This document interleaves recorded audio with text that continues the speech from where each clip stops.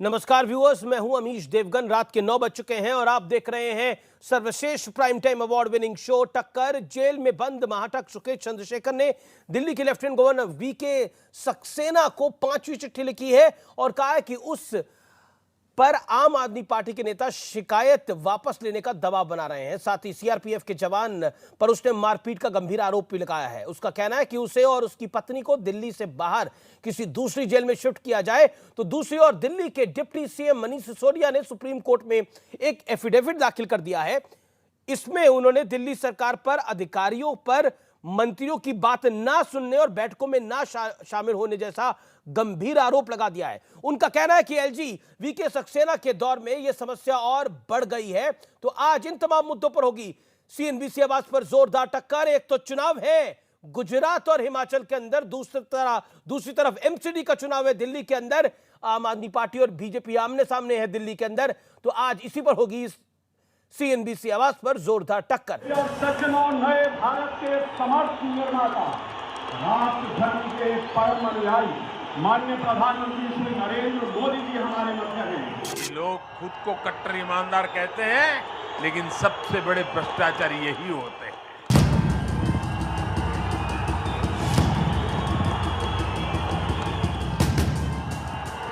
इस बार double engine की सरकार नहीं चाहिए, नए इंजन की सरकार चाहिए। शराब नीति और शिक्षा नीति से लेकर महाठग सुकेश चंद्रशेखर के आम आदमी पार्टी के खिलाफ गंभीर आरोप तक बीजेपी और आम आदमी पार्टी में सियासी संग्राम तेज हो गया है। इस समय दिल्ली में एक ऐसी सरकार है जिसके लिए उसके व्यभिचार और उसके द्वारा किए गए लूट की नई नई कहानियां आ रही। ऐसा भ्रष्टाचार का आरोप लगा है जो सीधे अरविंद केजरीवाल जी पर लग रहा है।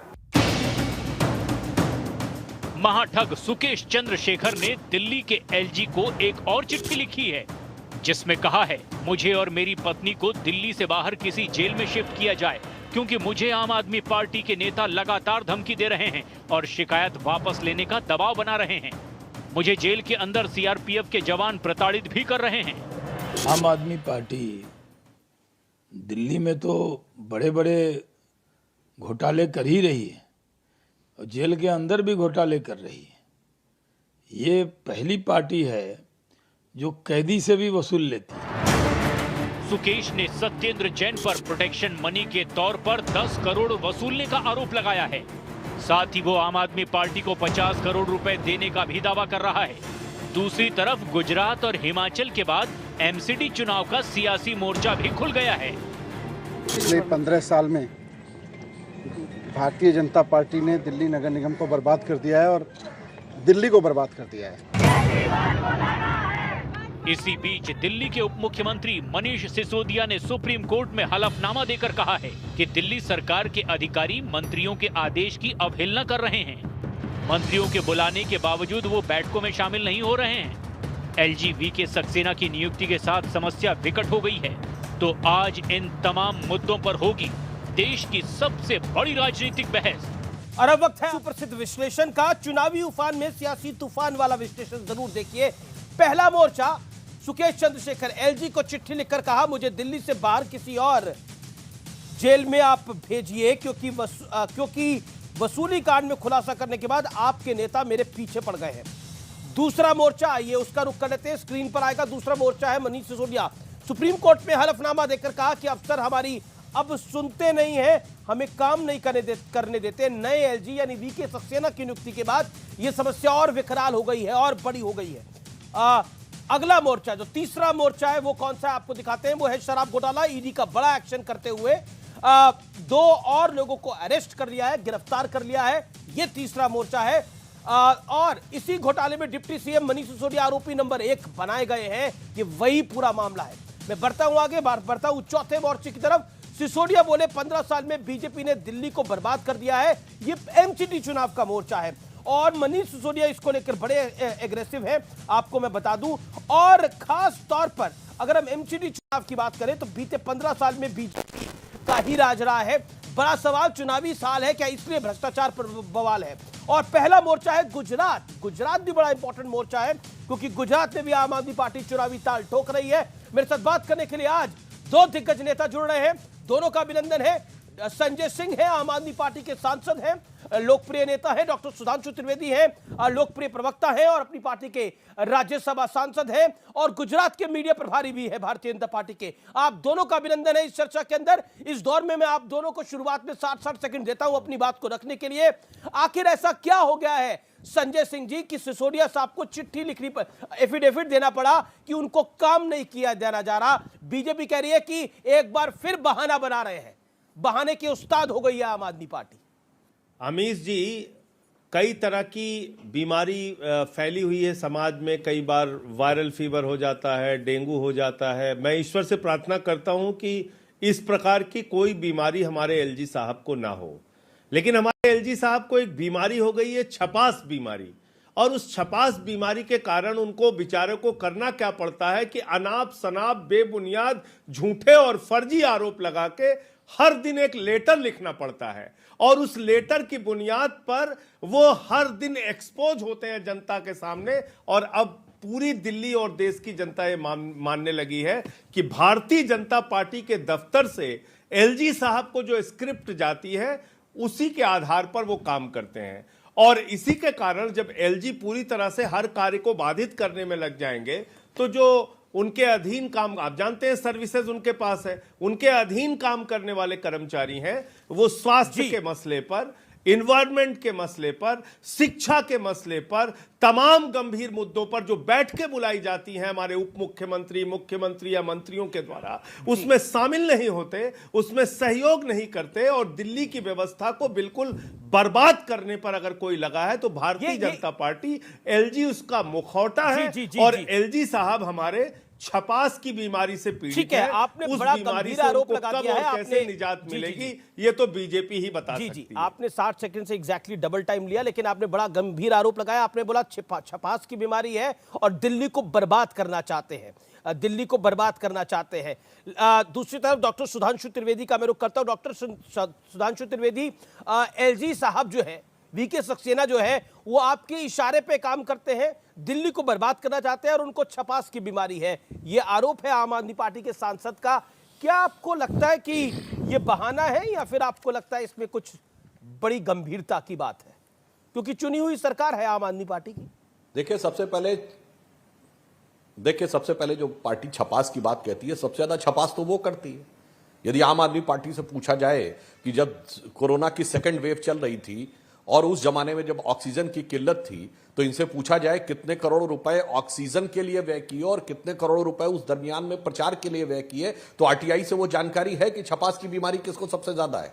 दूसरा मैं बताना चाहता हूं, पहले केंद्र सरकार खराब थी, फिर एलजी खराब थे, अब अफसर खराब हैं, जनता खराब है, पर्यावरण खराब है, पराली खराब है, सब खराब हैं, एक मैं ही सबसे अच्छा हूं। जनाब, आपके लिए तो आप कबीर का वो दोहा याद करिए कि बुरा जो देखन मैं चला, बुरा न मिलिया कोय, जो दिल खोजूं आपना मुझसा बुरा न कोय। आम आदमी पार्टी पर तो यह कहावत लागू होती है। अपने अंदर की कमी नहीं देख रहे हैं, हर दूसरे व्यक्ति में। मीडिया भी खराब है, अफसर भी खराब है, एलजी भी खराब है, केंद्र सरकार खराब है, पर्यावरण खराब है, व्यवस्था खराब है। केवल एक में अद्वितीय उज्जवल विचार लेकर नित्य नए रूप धारण करने वाले केजरीवाल जी जो प्रकट हुए हैं, वही सर्वश्रेष्ठ हैं। मेरे विचार से प्रदेश की जनता इतनी समझदार है, उसकी दृष्टि इतनी खराब नहीं है कि वो आपके अंदर के अच्छे और खराब को देख न सके। ठीक है, एक सवाल, क्योंकि 8 साल से आपका शासन है दिल्ली के अंदर, एक सवाल पलट के आता है कि इसी दिल्ली, इसी व्यवस्था के चलते आपने दोबारा सरकार भी बनाई, इसी व्यवस्था के चलते आपने बोला हमने इतने मोहल्ला क्लिनिक भी बनाए, इसी व्यवस्था के चलते आपने बोला हमने शिक्षा का एक ऐसा मॉडल दिया, अभूतपूर्व मॉडल दिया है, जिसको लेकर आप गुजरात भी जा रहे हैं। क्या आपको लगता नहीं है कि आम आदमी पार्टी जो आरोप लगा रही है उसको सिद्ध नहीं कर पा रही है? संजय जी, देखिए, हमें सब कुछ लगता है और मैं बिंदुवार करके बताऊंगा। जी, बहुत अच्छा सवाल आपने कहा। 8 साल से हम लोगों का राज है और 8 साल में हमने शिक्षा पे, स्वास्थ्य पे, बिजली पे, पानी पे, सड़क पे, बिजली पे, फ्लाईओवर पे अनुकरणीय काम करके दिखाया और महंगाई का सबसे कम असर अगर किसी राज्य में है, महंगाई की दर अगर सबसे कम किसी राज्य में है तो अरविंद केजरीवाल के दिल्ली राज्य में है, जहां पर वो मुख्यमंत्री के तौर पे यहां की जनता को राहत देते हैं और महंगाई से बचाते हैं।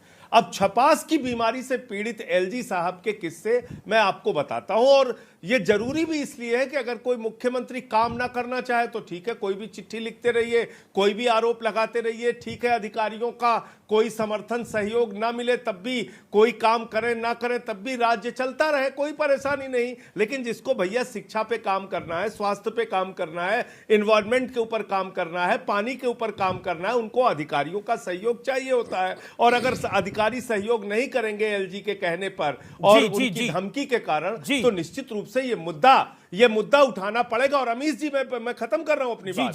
मैं याद दिलाना चाहता हूं, इन्होंने 2015 में कहा अरविंद केजरीवाल खराब, उनका प्रमुख सचिव खराब, सीबीआई के छापे उनके दफ्तर पे मारो। 7 साल हो गया, क्या निकला? हमारे 42 विधायकों पे इन्होंने मुकदमा लिखा तमाम गंभीर धाराओं में, बोले ये सब खराब, सब खराब, सब खराब। और आज तक किसी भी मामले में मुझे बता दीजिए क्या निकलकर आपके सामने आया? कई मामलों में कोर्ट से फटकार लगी, इनको डांटा गया दिल्ली पुलिस को जो इनके अधीन है, कहा गया क्या निकला बताओ?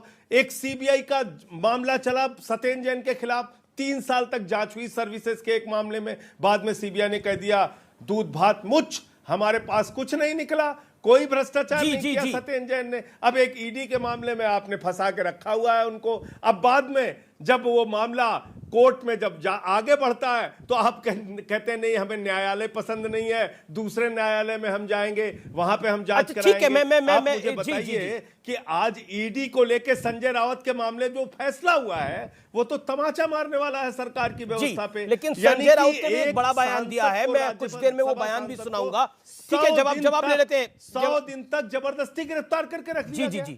सुधांशु त्रिवेदी, आप बताइए, कहते हैं कि आप जबरदस्ती वाला काम कर लेते हैं, आप जबरदस्ती वाला काम कर लेते हैं और अफसरों को उनके साथ नहीं सटने दे रहे, काम नहीं करने दे रहे हैं। और संजय राउत का भी एग्जांपल दिया क्विकली। नहीं, मैं खत्म कर दूं अमीश जी। जी, एक अंतिम बात जी संजय जी। एक एलजी महोदय ने सुंगलू कमेटी बना के 400 फाइलों की हमारी जांच कराई, बोले बहुत बड़ा भ्रष्टाचार हो गया, बाद में कह दिया कुछ नहीं निकला।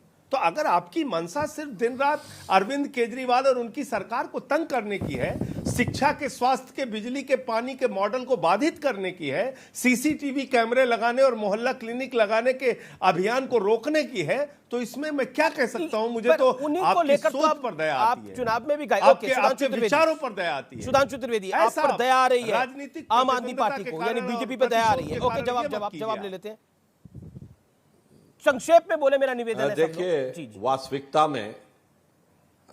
वास्तविकता में दयनीय स्थिति तो इन्होंने दिल्ली की कर दी है। दयनीय स्थिति तो दिल्ली का मॉडल हो गया है।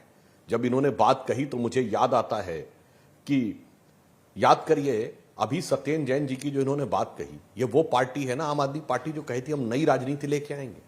और नई राजनीति ये लेके आए जो पार्टी कहती थी आरोप लगते ही इस्तीफा देना चाहिए, वो मुकदमा चलने के बाद, जेल में रहने के बाद ही व्यक्ति मंत्री है। अरे ममता बनर्जी ने तो कम से कम अपने मंत्री को जब उनके यहां कुछ बरामद हो गया तो हटा दिया, मगर ये तो वो भी नहीं हटा रहे हैं।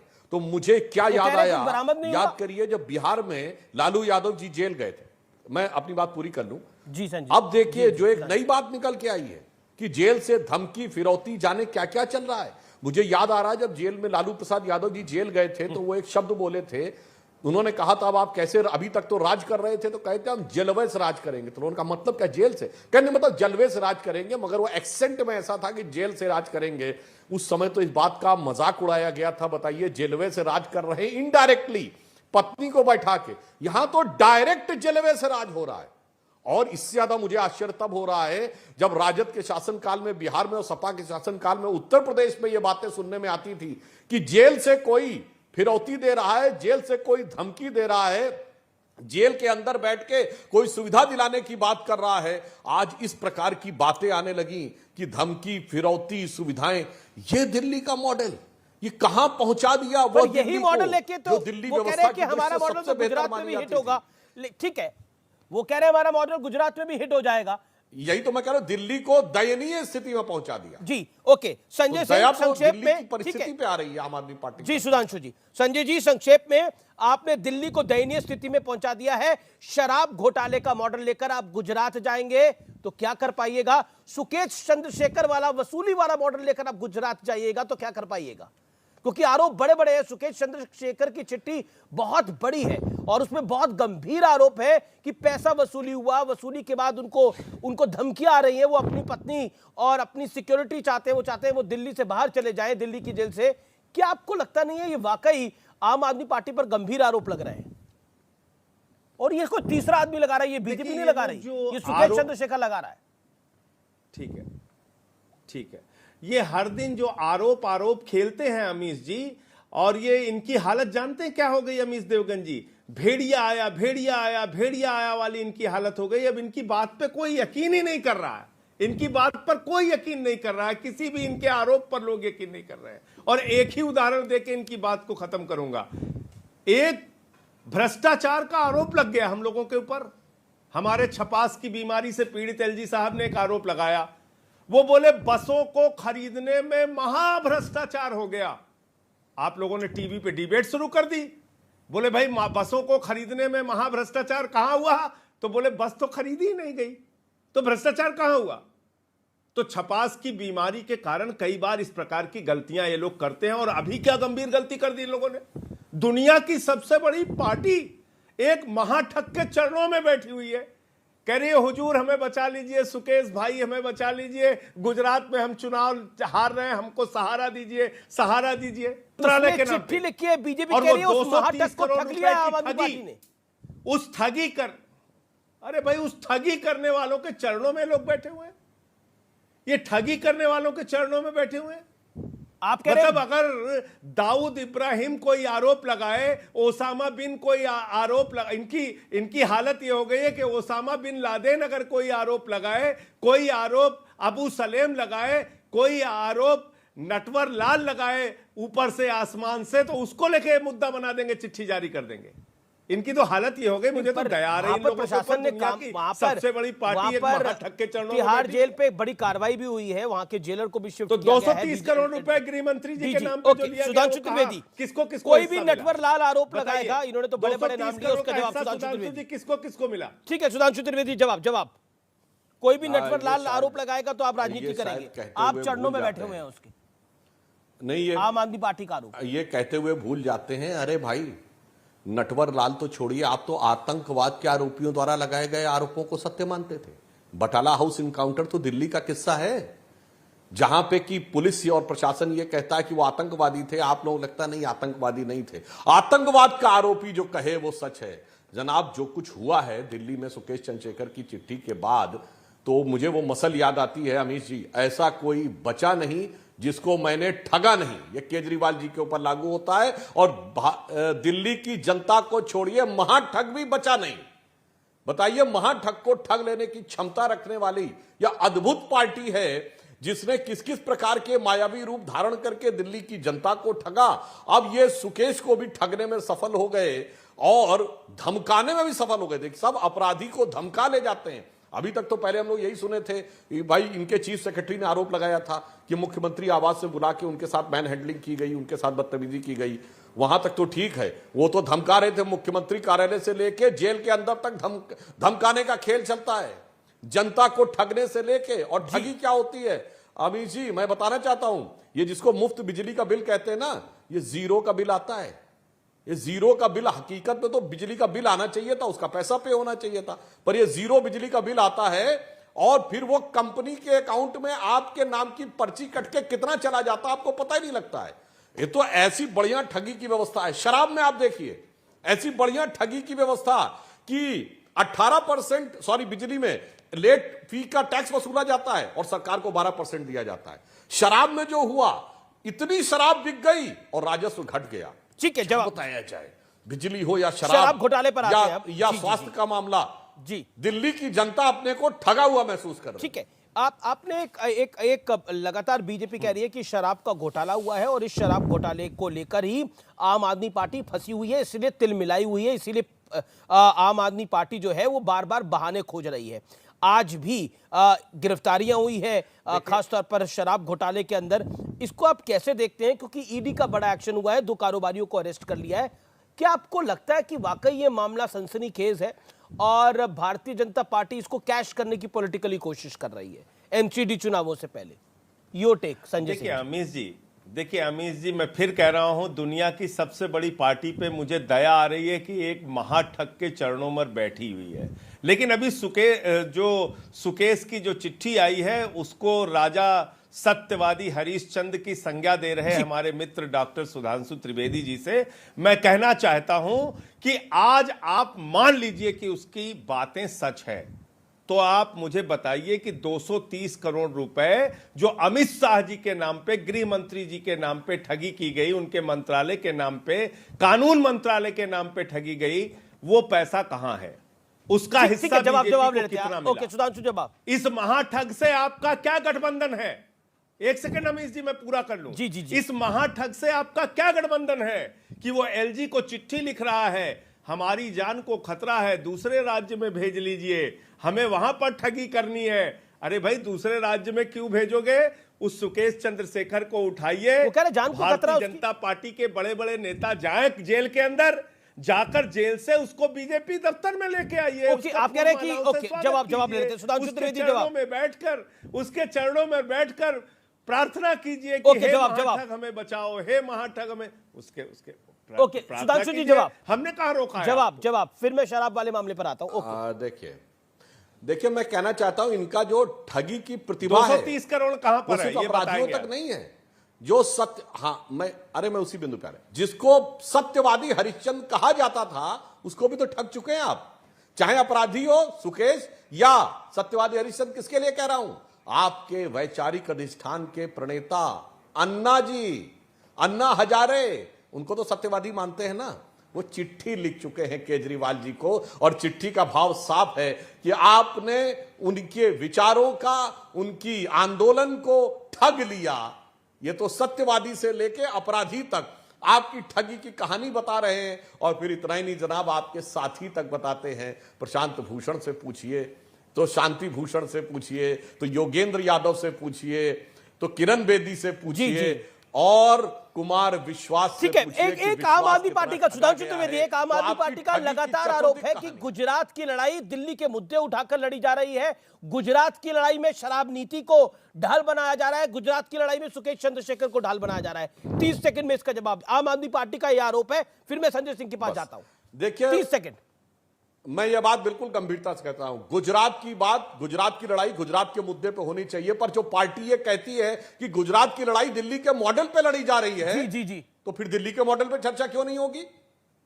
सिंपल सी बात है। ठीक है, आपके बीजेपी कह रहे हैं कि आप गुजरात मॉडल, केंद्र का चुनाव लड़ा 2014। जी सुधांशु, कंप्लीट योरसेल्फ, 10 सेकंड। जैसे हम लोग 2014 में गुजरात मॉडल की बात करते थे और देश में हम कहते थे हमने गुजरात में किया, जनता ने हमको विश्वास दिया। अब ये गुजरात में आके दिल्ली मॉडल की बात कहते हैं। ठीक है, समय की बड़ी खबर है, समय की बड़ी न्यूज स्टोरी है। शिंदे सरकार फैसला अच्छा ले रही है, ये कहना है संजय राउत का, तो जेल से छुट के आए हैं। देवेंद्र फडणवीस से मैं मुलाकात करने जा रहा हूं, यह भी कहा है अगले कुछ दिनों में उनसे मैं मुलाकात करूंगा। प्रधानमंत्री मोदी और गृह मंत्री से, अमित शाह से भी मुलाकात मैं करूंगा, यह कहा है। जेल से निकल के संजय राउत के सुर बदले हैं, बड़ा बयान दिया है संजय राउत ने। यह भी कहा है कि मैं दिल्ली जाकर प्रधानमंत्री से मिलूंगा, वो देश के गृह मंत्री हैं अमित शाह, उनसे भी मुलाकात करूंगा। ये महाराष्ट्र है और महाराष्ट्र में एक दूसरे से हमेशा मिलना होता है। राजनीति में महाराष्ट्र की कटुता आ गई है, वो कटुता कम होनी होगी, ये कहा है, ये कटुता कम होनी होगी। बड़ी स्टेटमेंट है संजय राउत की। महाराष्ट्र की राजनीति में इस स्टेटमेंट को बहुत बड़े तरीके से आंका जा रहा है। देखते हैं संजय राउत ने क्या बोला है। महाराष्ट्र में देवेंद्र फडणवीस जी ने कुछ निर्णय अच्छे लिए हैं। मैं 2-4 दिन में राज्य के उप मुख्यमंत्री देवेंद्र फडणवीस जी को भी मिल रहा हूं। मैं दिल्ली में जाकर प्रधानमंत्री से मिलूंगा और अमित शाह साहब से मिलूंगा, गृह मंत्री है देश के। ये महाराष्ट्र है, महाराष्ट्र में एक दूसरे से मिलना ये हमेशा होता है। जो कटुता है हमारे महाराष्ट्र में बढ़ गई, वो कम होनी चाहिए। जो कटुता है वो कम होनी चाहिए। संजय सिंह आम आदमी पार्टी के सांसद मेरे साथ हैं, सुधांशु त्रिवेदी भारतीय जनता पार्टी के सांसद और प्रवक्ता मेरे साथ हैं। संजय सिंह, मैं आपका रुख करता हूं, कटुता कम करने की बात कर रहे हैं संजय राउत। और संजय सिंह जी, आप कटुता को कम कर रहे हैं या आप कटुता को बढ़ा रहे हैं? सुर बदल गए हैं। देखिए, मैं कहता हूं कोई भी व्यक्ति होगा वो यही कहेगा, कोई भी समझदार आदमी होगा वो यही कहेगा कि भाई कटुता कम होनी चाहिए। कटुता कौन सी अच्छी चीज है जो बढ़नी चाहिए? सही बात है। लेकिन इसी स्टेटमेंट में जब आप पहले सुनेंगे, मैंने पूरा बयान सुना उनका, इसी स्टेटमेंट में उन्होंने बोला कि भाई इतना पॉलिटिकल वेंडेटा बढ़ गया है, इतना राजनीतिक विद्वेष के कारण कार्रवाइयां हो रही हैं जितना आजादी के बाद से लेकर आज तक कभी नहीं हुआ, जितना अंग्रेजों के शासन में भी नहीं हुआ। आप बताइए, एक राज्यसभा सांसद को, संजय रावत जी को आपने 100 दिन जेल में सड़ा दिया और जमानत मिल रही है तो लिखा जा रहा है जज के द्वारा कि उनको अवैध रूप से गिरफ्तार किया गया था। और कौन ये काम कर रहा है? भारतीय जनता पार्टी की सबसे प्रिय संस्था ईडी, जो 8 वर्षों में 3000 छापे मारती है और जिसका भ्रष्टाचार का आरोप है संजय राउत पे, पात्रा चावल घोटाले का। ईडी ने दोबारा अप्रोच करा। अगर आप पूरा कन्विक्शन रेट है ईडी का, इंटरेस्टिंग है। जी संजय जी।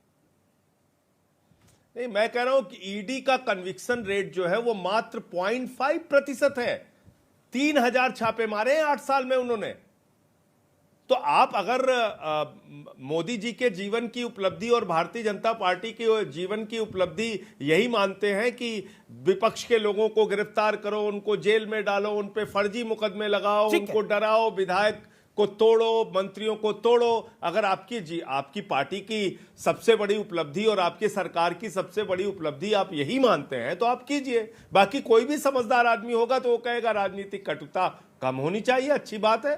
भारत के स्वस्थ लोकतंत्र के लिए कर रहे हैं सीएम और कटुता कम हो। ठीक है, ओके, कटुता बढ़ाता कौन? सुधांशु त्रिवेदी, देवेंद्र फडणवीस ने भी कुछ दिन पहले बोला था कि महाराष्ट्र की राजनीति में जो कटुता आ गई है उसको मैं स्वयं कम करूंगा। उन्होंने भी बयान दिया था। देखिए, कटुता कम होनी चाहिए वो तो एक विषय है, पर कटुता आई कहां से? कटुता तो वहां से आई है जो, याद करिए, मोदी जी के विरुद्ध क्या कहा गया था कि बोटी बोटी काट डालूंगा। ऐसे बयानों पर भी लोग परोक्ष रूप से समर्थन करते थे। 2 महीने पहले की बात है, मौत की कामना और मौत के प्रकार तक बताए गए थे, मौत का सौदागर तक बताया गया था। और जब आम आदमी पार्टी पहला चुनाव लड़ रही थी तो दिल्ली के ऑटो पे लिखा रहता था, शीला दीक्षित जी और केजरीवाल जी की फोटो लगा के, ईमानदार या बेईमान। इस ढंग से कठोर कटु शब्दों का प्रयोग मौत के सौदागर से लेकर वहां तक, उसने भारत की राजनीति के वातावरण को बहुत विषाक्त कर दिया है। और निश्चित रूप से उस अमृत काल में हमें उस विष से बाहर निकलना चाहिए। यह एक अच्छी बात होगी और इसके लिए किसी भी प्रकार का प्रयास किसी भी दल की तरफ से हो तो वो एक सकारात्मक होना चाहिए। परंतु अभी संजय जी ने कहा कि उन्होंने पूरा बयान सुना है और उनका कहना है कि जितना वेंडेटा के साथ काम हो रहा है इतना तो आजादी के बाद कभी नहीं हुआ। मुझे लगता है कि संजय जी भावनाओं में बहकर कुछ ज्यादा बोल गए, क्योंकि आजादी के बाद वह आपातकाल लगा था मान्यवर, जिसमें एक राज्यसभा सांसद नहीं, सारे सांसद जेल में थे, सारा विपक्ष जेल में था, मुख्य विपक्षी दल जेल में थे। और आज की पीढ़ी, वैसे तो हम लोगों की भी वो बहुत पहले की बात है, होश संभालने से पहले की बात है, परंतु मैं ये बता दूं उन पे चार्जेस कौन से लगे थे? नॉर्मल चार्जेस नहीं लगे थे। जैसे आज रासुका या एंटी टेरर एक्ट होता है, मीसा और डीआईआर में बंद थे, जो आज की डेट में यूएपीए और आतंकवाद निरोधी देशद्रोह के कानूनों के समकक्ष लगे थे। यानी अगर यह होता कि आरोपी चुनाव नहीं लड़ सकता तो कोई विपक्ष का चुनाव ही नहीं लड़ पाता। अंग्रेजों के जमाने तक से आपने कंपेयर कर दिया, जबकि आज तो यथार्थ यह है कि हमारी सरकार को जितने प्रकार की अभद्र और शब्दों का प्रयोग, जिस स्वतंत्रता नहीं स्वच्छंदता के साथ सरकार और प्रधानमंत्री जी के खिलाफ करने का मौका मिलता है विपक्ष को, मेरे विचार से यह अंग्रेजों के जमाने से लेकर स्वतंत्र भारत के इतिहास में कोई ऐसा उदाहरण ठीक है। राजनीति में कटुता कम करने की जिम्मेदारी तो हर नेता की है, हर नेता की है, और आप दोनों तो सांसद हैं, आपकी ज्यादा है। तो मेरा तो निवेदन रहेगा कि कटुता को कम करिए और बेहतर संवाद होगा। बेहतर संवाद होगा तो हमको भी बेहतर मौके मिलेंगे सवाल पूछने के और पब्लिक को बेहतर मौके मिलेंगे जवाब सुनने के। तो मेरा तो निवेदन है कि जो संजय राउत ने बात बोली है और जो पहले देवेंद्र फडणवीस ने बात बोली है वो बेहतर बात है, उसमें इंप्लीमेंटेशन होना चाहिए। इस बात को तो यही विराम देते हैं। लेकिन अब मैं विषय पर आता हूं क्योंकि विषय भी महत्वपूर्ण है। ये बहुत संजय सिंह जी, आप बार बार गवर्नेंस मॉडल की बात करते हैं। आपका 8 साल का शासन है तकरीबन दिल्ली के अंदर, आपका 7 महीने का शासन है पंजाब के अंदर। भारतीय जनता पार्टी और कांग्रेस पार्टी दोनों एक स्वर में यही कहती हैं कि आपका एक मॉडल दिल्ली में देखा जहां पर सांस लेने की तकलीफ हो रही है, एक मॉडल पंजाब में देखा जहां सुरक्षा व्यवस्था चरमरा सी गई है। इन आरोपों का जवाब कैसे देंगे और इन मॉडल को लेकर आप पर कैसे भरोसा करेगी गुजरात की जनता या फिर हिमाचल की जनता? योर पॉइंट सर, या फिर एमसीडी चुनाव में? बिल्कुल जवाब दूंगा, लेकिन एक बहुत महत्वपूर्ण विषय मैं बिल्कुल जवाब दूंगा, लेकिन एक बहुत महत्वपूर्ण विषय हमारे मित्र सुधांशु जी ने उठाया था, तो उसका जवाब देना जरूरी है। राजनीतिक कटुता की भाषा तो यह है कि 2015 के चुनाव में आदरणीय प्रधानमंत्री जी ने कहा अरविंद केजरीवाल तो नक्सलवादी है, उसको जेल में डाल देना चाहिए। फिर अभी 2022 का चुनाव जब हुआ पंजाब के अंदर, तो हमारे आदरणीय प्रधानमंत्री जी ने कहा अरविंद केजरीवाल तो आतंकवादी है। अब और आगे आ जाइए, जब दिल्ली का चुनाव 2020 का हुआ, तो हमारे देश के पर्यावरण मंत्री प्रकाश जावड़ेकर जी और इनके एक सांसद जी ने अरविंद केजरीवाल को आतंकवादी कहा। और स्वर्गीय शीला दीक्षित जी अब हमारे बीच में नहीं है, लेकिन उनके बयानों को मैं कोट कर रहा हूं। उन्होंने कहा था गंदी नाली के कीड़े हैं ये लोग। कैसी कैसी भाषा को बोलूं जो आपके टीवी चैनल पे बोल नहीं सकता। इनके एक केंद्रीय मंत्री ने यही दिल्ली के चुनाव में 2015 में कहा था, अमीश जी ये लोग रामजादे हैं, या अगला शब्द मैं आपके चैनल पे बोल नहीं सकता। आप हमें भाषा सिखा रहे हैं, आप हमें राजनीतिक कटुता कैसे कम करनी है वो सिखा रहे हैं। आपके तो मन में, दिल में, दिमाग में, मस्तक में, वाणी में हर जगह कटुता भरी हुई है। सुधांशु जी को मैं उस श्रेणी में नहीं मानता, आप संयमित तरीके से बात करते हैं, लेकिन अपने नेताओं की भाषा सुनिए। गिरिराज सिंह जी से लेके और प्रधानमंत्री जी से लेके तमाम जो आपके नेता हैं, संबित पात्रा आपके ही चैनल पे एक कार्यक्रम में बोले हिंदू काटे जाएंगे। बताइए ये भाषा है इनकी? घर में घुस के बलात्कार होगा बहु बेटियों का। तो इस प्रकार से नफरत की भाषा बोलना अगर आप लोग कम करेंगे तो राजनीतिक कटुता भारत की राजनीति में कम होगी, मैं ये कहना चाहता हूं। और दूसरी बात आपने मॉडल की वो बहुत महत्वपूर्ण है। जी एक सेकंड देखिए, लंबा बोला सुधांशु जी हाथ खड़ा कर रहे हैं, वो कुछ जवाब देना चाह रहे हैं। 30 सेकंड सुधांशु जी, फिर इस टॉपिक को विराम देते हैं और गवर्नेंस मॉडल की बातें पे आते हैं जो कि महत्वपूर्ण है। जी देखिए, मैं सिर्फ ये कहना चाहता हूं कि जो आतंकवादी शब्द आपने कहा वो हमने नहीं कहा था। आपके संस्थापक सदस्य कुमार विश्वास ने आपके ऊपर यह आरोप लगाया था कि आप लोग जो हैं वो आतंकवादी शक्तियों के साथ मिले हुए हैं, राष्ट्र विरोधी शक्तियों के साथ मिले। तो ये जो भी आरोप था ये वो आपकी तरफ से था, हमारी तरफ से नहीं था।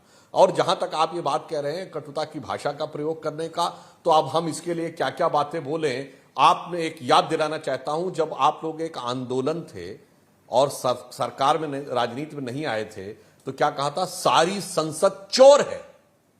बताइए, ये शब्द सौहार्दपूर्ण था, ये मिठास का था, कटुता। सारी संसद चोर है। और आज ये ठीक है, लोकसभा में आपके नहीं, राज्यसभा में तो आपके 4-5 सांसद हैं, और आज उसी संसद में आने के लिए तमाम प्रकार के मतलब आपके लोग जतन करने में लगे हैं। लोकसभा में भी आ गए, राज्यसभा में भी आ गए। तो मैं इसीलिए कह रहा हूं कटुता की भाषा का प्रयोग राजनीति में स्थापित होने के लिए ठीक है, कटुता की भाषा ने किया, सिर्फ इन्होंने नहीं किया। चाहे मुलायम सिंह जी हो, गोली चलवा दूंगा, लालू यादव जी क्या क्या बोले थे। अब गवर्नेंस मॉडल पे आते हैं। दिल्ली में लोग सांस नहीं ले पाए। दिल्ली के अंदर हमने देखा कोविड के अंदर क्या समस्याएं विकराल हुई, पूरे देश में ही हुई, लेकिन उसके अलावा पंजाब में सुरक्षा व्यवस्था के ऊपर सवाल खड़े हुए हैं। क्या कहना चाहते हैं संजय सिंह जी? आपकी दोनों जगह सरकारें हैं, देखिए मैं बिल्कुल बताऊंगा आपको। दिल्ली की राज्य और अरविंद केजरीवाल देश के पहले मुख्यमंत्री हैं जिन्होंने 200 यूनिट बिजली फ्री और 400 यूनिट बिजली आधे दाम पर देने का फैसला किया।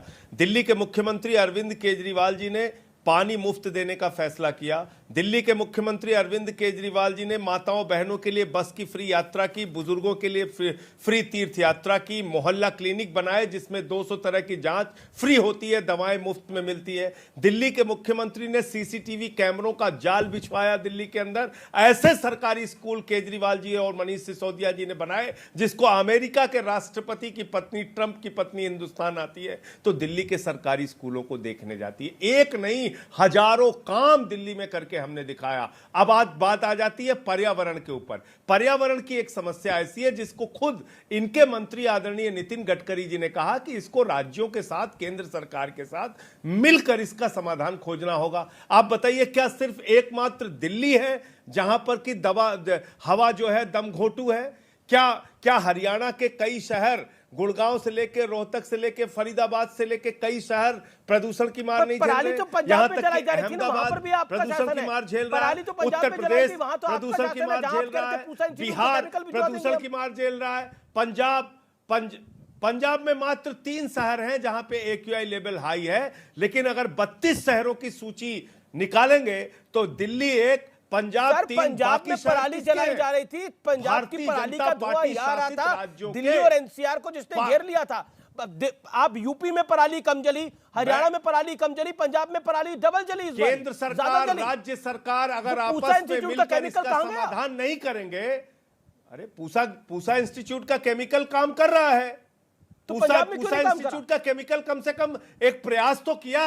एक प्रयास बता दीजिए जो केंद्र सरकार ने किया। ओके, सुधांशु त्रिवेदी, एक प्रयास बता दीजिए हमारा गवर्नर वाटर में बिजली है, पानी है, समस्याएं है, लेकिन उसके लिए केंद्र जिम्मेदार है। जवाब सुधांशु त्रिवेदी। देखिए, इन्होंने ऐसा मॉडल बनाया, ऐसी मोहल्ला क्लिनिक बनाई जो कोविड में कोई काम नहीं आई। जब बीमारी के समय कोई क्लिनिक काम ना आ सके तो उस क्लिनिक का क्या औचित्य है? और जो इन्होंने बात कही, मानी हुई बात है, मैं कहता हूं, अरे भाई, दिल्ली एक ऐसा प्रदेश है जहां की अनेक व्यवस्थाएं केंद्र सरकार के अधीन है। यहां पर लोगों की अर्निंग कैपेसिटी ज्यादा है, तो मानी हुई बात है, सरकार को टैक्स भी ज्यादा मिलता है। परंतु जब से आप आए, जो आपने कहा था आप पंजाब में आए, तो पंजाब में आने के बाद आपने क्या किया?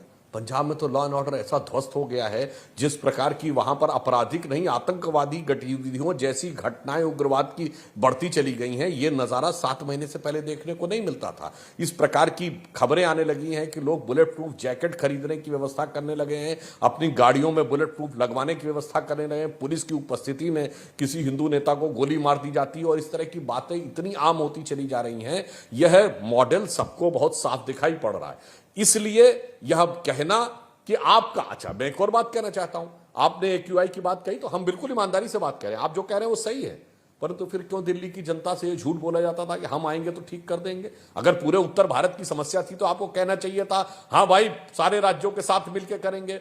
आज आप कहते हैं कि 22 किलोमीटर यमुना दिल्ली में बहती है, आगे पीछे से आता है। तब केजरीवाल जी ने क्यों कहा था कि मैं ऐसी यमुना बना दूंगा कि 5 साल के अंदर आप इसमें नहा सकेंगे, मैं ऐसी यमुना बनाऊंगा?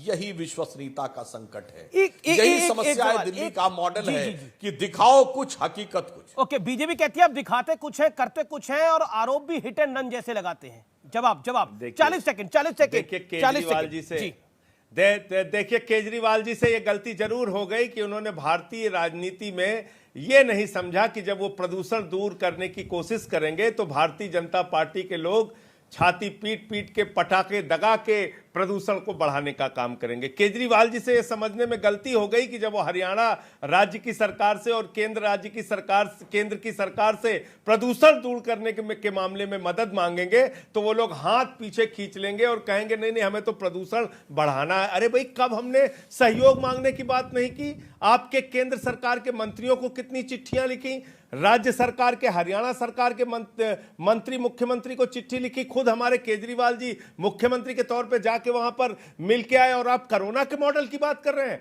गुजरात में इतनी भ्रष्ट व्यवस्था थी कोरोना के समय में कि वहां की तो हाईकोर्ट को फटकार लगानी पड़ी कोरोना की व्यवस्था के कारण जो बदहाली थी। आप भूल गए सुधांशु जी, गंगा के घाट पर क्या हुआ था? प्रयाग में लाशें बिछी हुई थी, कोरोना के घाट पर, कानपुर के घाट पे लाशें बिछी हुई थी, गाजीपुर पे, बलिया की घाट पे लाशें बिछी हुई थी, चील कौवे कुत्ते नोच रहे थे उसको। आप कोरोना की बदहाली याद करना चाहते हैं? ऑक्सीजन के लिए लोग तरस के मर गए उत्तर प्रदेश में, गुजरात के अंदर, तमाम भारतीय जनता पार्टी शासित राज्यों में। इसलिए समाजवादी पार्टी, ये जो आपने उत्तर प्रदेश की बात करी है, समाजवादी पार्टी ने और आपने बेहतरीन काम करके दिखाया कोरोना के समय में। जनता को इससे सरोकार नहीं था, इस मुद्दे से जनता ने फिर बीजेपी के पक्ष में वोट डाला। क्या आपको लगता है, मेरा पॉइंट यह है कि आप या तो अपना पॉइंट एस्टैब्लिश नहीं कर पा रहे जनता के बीच में, खासतौर पर इन राज्यों के अंदर जहां आप जाने की कोशिश कर रहे हैं, क्या आपको लगता है कि इस समय आप कह रहे हैं गुजरात में हम आ रहे हैं, हम जीत रहे हैं इसलिए बीजेपी को दिक्कत है, हिमाचल में हम जीत रहे हैं इसलिए बीजेपी को दिक्कत है। जरा हमारे मित्र सुधांशु जी की पार्टी का इतिहास पूछ लीजिए। 40 साल से केरल में लगातार जमानत हुई, जब 40 साल तक इनकी जमानत जब्त हो रही है तमिलनाडु में, 40 साल से इनकी जमानत जब्त हो रही है आंध्र प्रदेश में। राज्य दर राज्य हमारी विश्वसनीयता भी बढ़ रही है, संगठन भी बढ़ रहा है, चुनाव भी हम जीतेंगे। गुजरात के अंदर आज ये दोनों लोग क्यों बौखलाए हुए हैं? गुजरात में इसलिए बौखलाए हुए हैं कि आम आदमी पार्टी की सरकार बनने जा रही है गुजरात में। 300 यूनिट की अरविंद केजरीवाल की गारंटी की योजना गांव-गांव में घर घर में पहुंच गई है। बिल्कुल आपको मौका दूंगा, आप संजय ने 2 बार बोला, मैं आपको मौका दूंगा। घर घर में पहुंच गया है और 8 दिसंबर के बाद वहां पर 300 यूनिट बिजली फ्री होगी, 3000 रुपए बेरोजगारी भत्ता होगा नौजवानों के लिए। देखिए, इन्होंने एक बात बिल्कुल सही कही कि ये 8 साल के अंदर सबसे तेजी से सत्ता में पहुंचने वाली पार्टी है। मैं संजय जी की बात में और संशोधन किए देता हूं। आप 8 साल में नहीं, आप अपनी स्थापना करने के 8 महीने के अंदर सत्ता में आ गए थे, क्योंकि आपका लक्ष्य था सत्ता पाना, येन केन प्रकारेण सत्ता पाना। जिनको चोर और बेईमान शब्दों से आपने विभूषित किया था, उन्हीं के कंधे पे चढ़कर आपने सबसे पहले सत्ता पाई थी। मगर हमने कभी किसी प्रकार का कंप्रोमाइज नहीं किया, इसलिए हम लंबे समय तक विपक्ष में रहे और तपने के बाद, तपस्या करने के बाद सत्ता में आए और हमने भारत का विचार बदला। ये हमारी और आपने गलती की बात कही। अब पता नहीं है केजरीवाल जी गलती करते हैं या केजरीवाल जी बहुत सोच समझ के करते हैं। 8 साल में इतनी बार आप लोगों ने अपना स्टैंड चेंज किया है।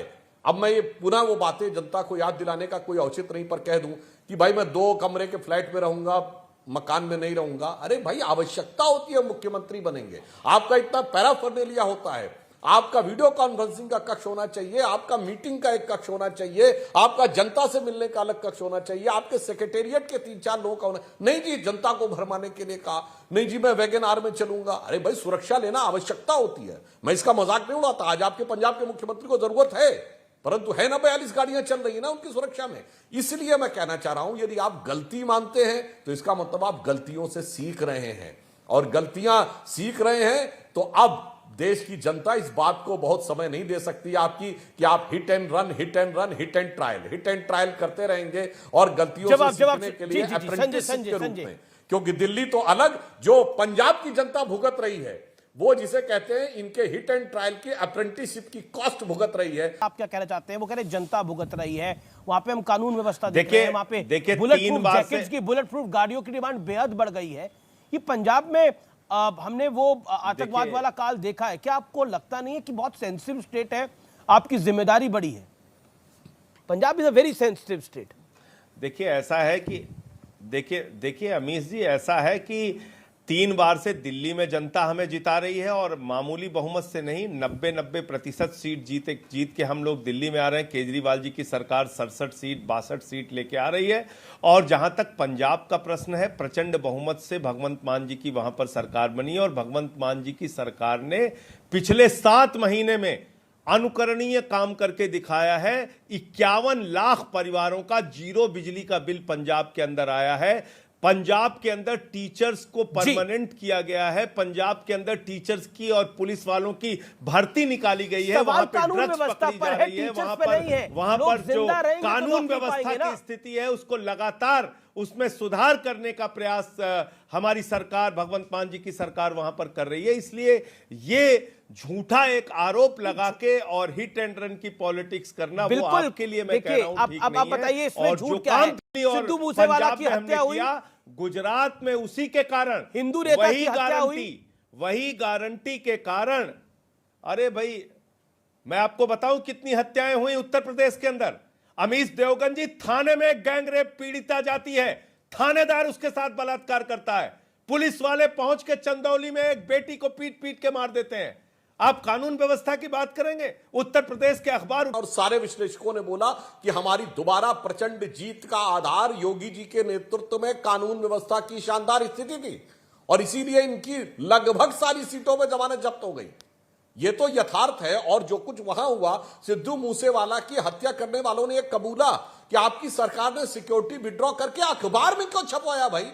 ये गोपनीय चीजें होती हैं, किसको सुरक्षा दी गई, किसकी सुरक्षा हटाई गई, किसकी सुरक्षा कम की गई, और उसने कहा कि उसके बाद ही उसने प्लानिंग की कि अब इनकी सुरक्षा कम कर ली गई है और अब इनको मारा जा सकता है। इस प्रकार की गैर जिम्मेदाराना बातें करके ही सरकार ने यह समस्या, ऑपरेशन ब्लू स्टार की बरसी पहली बार इतने जलवाए जलाल से मनाई गई, ऐसा पिछले 35-37 सालों में कभी नहीं हुआ था। इसलिए मैं कह रहा हूं, गलतियों का खामियाजा पंजाब ने बहुत भुगत लिया। अब कोई दूसरे प्रदेश की जनता आपकी गलतियों के लिए, जिसे भाषा में कहते हैं ना गिनी पिग बनना, जी ठीक है Sudhanshu, you made your point, जिनके ऊपर प्रयोग किया जा रहा हो वो बनने के लिए तैयार। सुधांशु जी, पंजाब एक ऐसी स्टेट है, क्योंकि आपने उत्तर प्रदेश का जिक्र किया, पंजाब का कंपैरिजन उत्तर प्रदेश से इसलिए नहीं हो सकता क्योंकि पंजाब का आतंकवाद का एक इतिहास रहा है, और आप जानते हैं संजय जी, आप एक्सपीरियंस्ड आदमी है, क्योंकि पंजाब का मैंने वो दौर देखा है, मेरे परिवार के लोग वहां थे, एक बहुत ही दर्दनाक दौर था वो।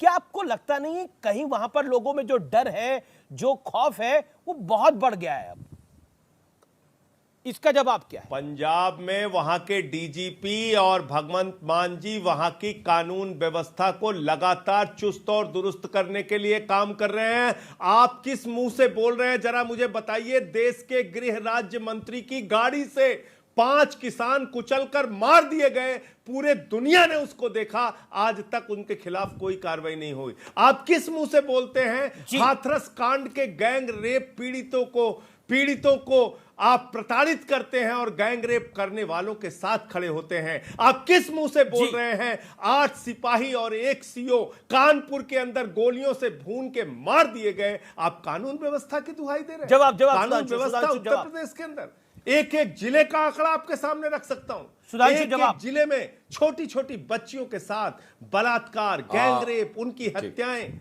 ये कानून व्यवस्था की स्थिति है। जी जवाब। देखिए, मैं जो बताना चाहता हूं, उन्नाव कांड, हाथरस कांड, कानपुर कांड, कितने कांड गिनाऊं आपको? अरे भाई, बताना चाह रहा हूं। अरे जनाब, एक तरफ उत्तर प्रदेश में यह स्थिति है कि आरोप लगता था कि इनकाउंटर ज्यादा हो रहे हैं, एक स्थिति यह थी, याद करिए, बहुत अच्छी मुझे बात याद आई, ये मुख्तार अंसारी को यूपी से जाकर पंजाब में ही क्यों शरण मिली थी भाई? उसके बाद आपको लगता है कि उत्तर प्रदेश में कानून की व्यवस्था खराब थी? अरे अपराधियों की ये स्थिति हो गई थी कि उनकी तबीयत खराब हो गई थी, तबीयत ना, वही तो मैं कह रहा हूं ना। अरे भाई, मैं कह रहा हूं आपके साथ वालों की सरकार थी, जिनके साथ आपने पहली बार सरकार बनाई थी। अब कैप्टन बीजेपी के साथ है। खैर, अब मैं भाई, अब मैं आपको बात बताना चाहता हूं। भाई की सरकार कांग्रेस की हमेशा समर्थन रहा था, कांग्रेस ने हमेशा समर्थन किया उन शक्तियों का। आज स्थिति यह है कि बड़े बड़े माफिया उत्तर प्रदेश में डरते हैं और आपको नजर आता है कि ये, हाँ, आपका मॉडल गजब है। आप कह रहे हैं गृह राज्य मंत्री के बेटे को तो जेल हुई हमारे यहां, आपका तो मंत्री जेल में है, गजब का मॉडल है। और जेल में रह के धमकी भी दे रहा है, जेल में रह के वसूली भी कर रहा है। ऐसा सुंदर मॉडल देना, राजनीति में शुचिता होती थी कि मंत्री पर आरोप लगता था, मंत्री इस्तीफा देता था। क्या आपको लगता है कि आम आदमी पार्टी क्योंकि बोलती है कि हम ईमानदारी की प्रकाष्ठा करते हैं, ईमानदारी पर हम खरा सोना है, तो आपको लगता नहीं है सत्येंद्र जैन को बेल अभी तक नहीं मिल रही? वो निरंतर जेल में है, वो जेल में भी बैठकर मंत्री है। क्या आपको लगता नहीं है इससे आपकी क्रेडिबिलिटी पर, आम आदमी पार्टी की क्रेडिबिलिटी पर, अरविंद जी की क्रेडिबिलिटी पर सवाल खड़ा होगा? क्योंकि आप ईमानदारी की कस्में खाते हैं और अपने आप को कट्टर ईमानदार मानते हैं। बिल्कुल ठीक आपने, एकदम ठीक आपने कहा। तो 2015 में जो सीबीआई का छापा हमारे मुख्यमंत्री के दफ्तर पे मारा था, मुख्यमंत्री जी को इस्तीफा दे देना चाहिए था। फिर उसके बाद मनीष सिसोदिया के घर पे सीबीआई का छापा मारा था, मनीष सिसोदिया को इस्तीफा दे देना चाहिए था। फिर उसके बाद सत्येंद्र जैन के घर पे सीबीआई का छापा मारा था, फिर सत्येंद्र जैन को इस्तीफा दे देना चाहिए था। फिर 42 विधायकों पे फर्जी मुकदमे लिखे थे, सबको इस्तीफा दे देना चाहिए था। फिर हमारे कैलाश गहलोत के ऊपर आईटी का छापा मारा था, उनको इस्तीफा दे देना चाहिए था। फिर 400 फाइलों की सुंगलू कमेटी की जांच कराई थी, पूरी सरकार को इस्तीफा दे देना चाहिए था। अरे यही तो आप मना रहे हैं, आपके दिल की इच्छा छुपी हुई तो यही है कि एक आम आदमी के घरों से आखिरी दौर है, आखिरी दौर है, आखिरी दौर है, आखिरी दौर है। 10 सेकंड सुधांशु त्रिवेदी, 10 सेकंड, ये लोग राजनीति की सत्ता में आ गए, यही तो बर्दाश्त नहीं कर पा रहे। वो कहते हैं आप जो चाहते हैं वो हम होने नहीं देंगे, वो कहते हैं कि जो आप चाहते हैं वो हम होने नहीं देंगे और अपने लोगों को खोने नहीं देंगे। अमीश जी, जो इन्होंने बोला वो हमारा नहीं, 2013-14 का राजनीति में आने से पहले के केजरीवाल जी के बयान देख लीजिए। आपका यह कहना था कि आरोप लगते इस्तीफा देना चाहिए, इसकी जांच नहीं होनी चाहिए, जांच बाद में होनी चाहिए। और अब आपके बयान को देख के मुझे वो पंक्ति याद आ रही है, देख तेरे संसार की हालत क्या हो गई भगवान, कितना बदल गया इंसान, कितना बदल गया इंसान। Okay, 5 second Sanjay Singh, 5 second. देखो ए दीवानो ऐसा काम ना करो, राम का नाम बदनाम ना करो, और राम राम जपना पराया माल अपना, ये काम जी। फिलहाल सीएनबीसी आवाज की टक्कर में इतना ही। आप देखते रहिए सीएनबीसी आवाज। नमस्कार, शुभ रात्रि।